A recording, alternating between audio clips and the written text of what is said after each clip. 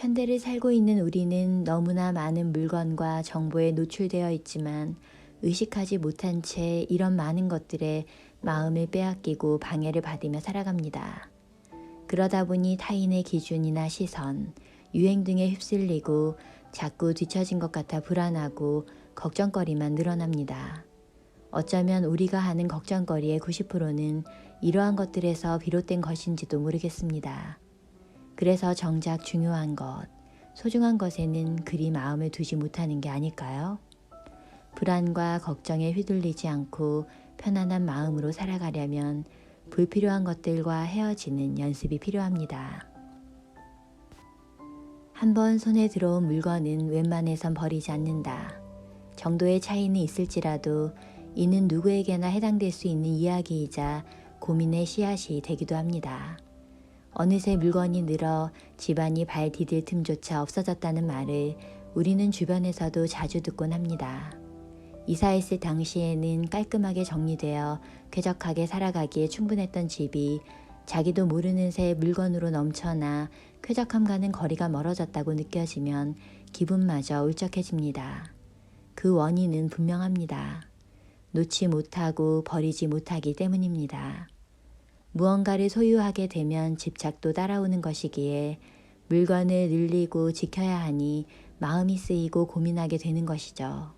소유하는 물건이 는다는 것은 그야말로 걱정거리 또한 더해지는 것이라 할 수 있습니다. 물건에 대한 걱정거리를 줄이는 방법은 물건을 버리는 방법뿐입니다. 주위에 있는 물건을 한번 훑어보세요. 옷장이나 서랍에 넣어둔 채 몇 해 동안 한 번도 꺼내 입은 적 없는 옷이 있지는 않은지, 한두 번 사용하고 그 후로 쭉 자리만 차지하고 있는 가방을 비롯한 이런저런 잡동사니가 있지는 않은지, 언젠가 쓸 일이 있을지 몰라서라는 말은 물건이 자리를 차지하고 있는 상황을 정당화하는 대표적인 변명입니다. 하지만 3년 동안 한 번도 사용한 적 없던 가방을 다시 손에 들 일이 있을까요? 답은 예외 없이 아니다일 거라 생각합니다. 그렇다면 미련을 털어내고 과감하게 버리는 게 좋습니다. 꼭 버리지 않더라도 필요로 하는 친구나 지인에게 주어도 되고 물자가 부족한 지역을 지원하는 봉사단체에 맡겨도 됩니다. 혹은 벼룩시장에 내놓는 것도 한 방법이겠죠. 버려야 할 물건을 버려서 공간이 넓어진 방은 쾌적함이 한결 더해져 매일매일의 삶 또한 편안해집니다. 그런 생활이 몸에도 마음에도 좋은 영향을 끼치리라는 건 말할 필요도 없겠죠. 물건뿐 아니라 우리는 흔히 다른 사람과 나를 비교하는 마음에 사로잡히고는 합니다. 저 사람은 운이 좋은데 난 왜 운이 나쁠까? 난 손해만 보고 있는데 저 친구는 왜 항상 이득을 보고 있을까? 누구든 이렇게 스스로를 친구 혹은 동료와 비교해 본 적이 있지 않을까요? 흔히 사람들은 상대방의 잘난 점, 좋은 점과 나의 못난 점, 나쁜 점을 대립시키고는 합니다. 남을 부러워하는 마음이나 자신을 한탄하는 생각이 스멀스멀 고개를 내밀 때면 그것에 마음을 사로잡혀 스스로를 가치 없다고 평가하고 아무것도 아닌 존재라고 생각해 버리기도 합니다. 그런데 이렇게 주위에 휘둘리며 남과 나를 비교하는 게 무슨 의미가 있을까요? 우리는 왜 늘 비교하며 살고 있을까요?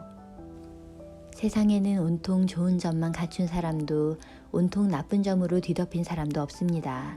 잘난 게 있으면 못난 것도 있게 마련이죠. 그렇기에 비교할 가치도 필요도 없습니다.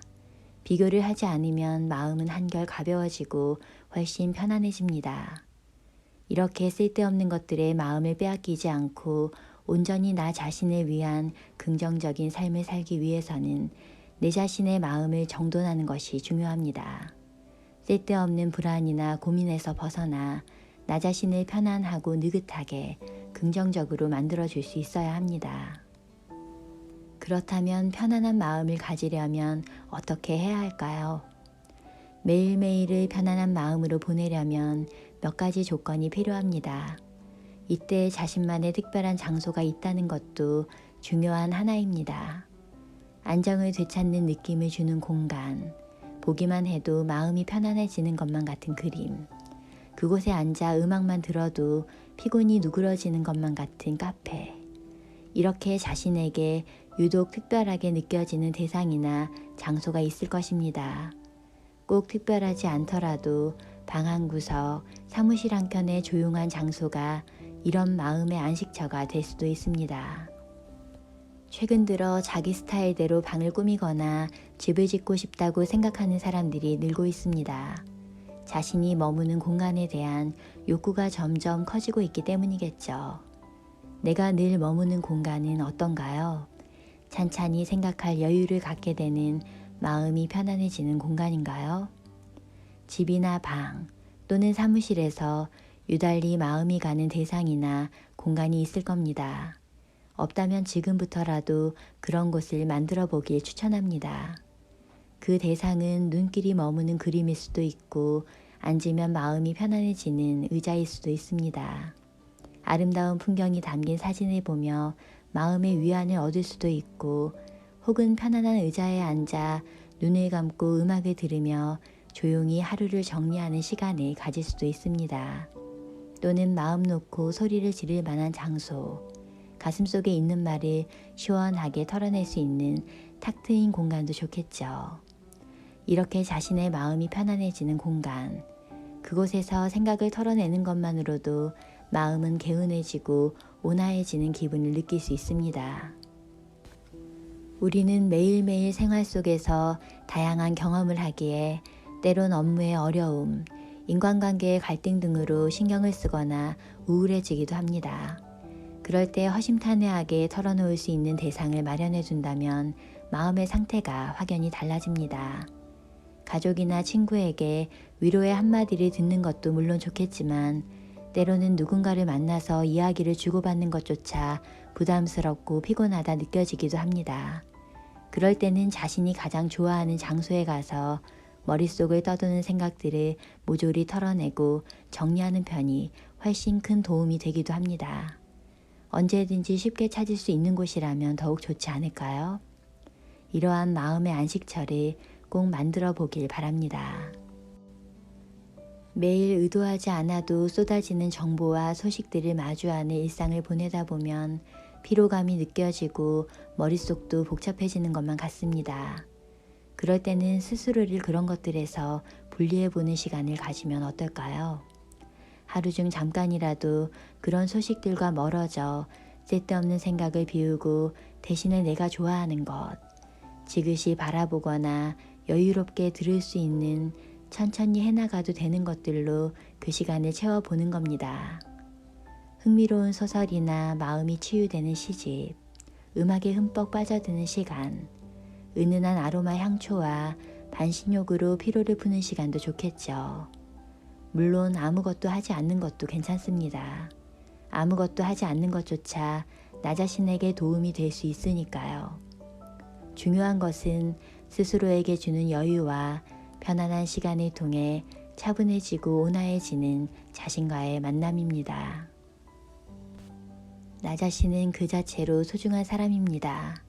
불필요한 물건, 비교 따위에 휘둘리지 않고 절대적 자신을 믿고 살아가는 것, 이는 바로 스스로를 향한 응원이 되어줍니다. 이제 미리 걱정하지 말고 나 지금 여기에만 집중하세요. 쓸데없는 불안이나 고민을 안지 않도록 마음을 정돈해 가는 겁니다. 이렇게 나 자신의 중심을 잡고 돌보다 보면 머지않아 보다 편안하고 느긋하게 긍정적으로 살아가고 있는 자신과 만나게 될 것입니다.